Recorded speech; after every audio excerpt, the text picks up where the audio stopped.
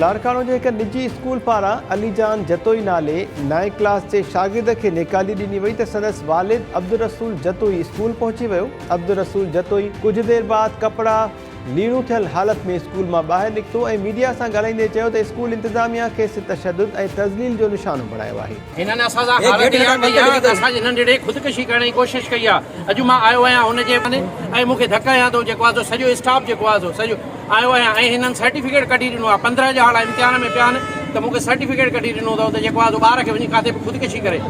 ॿार जो हक़ु आहे मुंहिंजो पढ़ाइणु हुनजो हक़ु आहे। मां भई फीस थो भरियां 5000 रुपया महीनो फीस थो भरियां 10 सालनि खां वठी मुंहिंजो ॿार हिते पढ़े थो पर हिननि उनजो सिलो इहो ॾिनो आहे त अॼु हुननि जा सर्टिफिकेट कढी मूंखे ॾिना अथव त जेको आहे तव्हां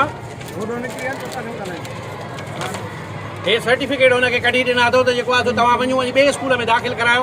असां हिते न विहारींदासीं।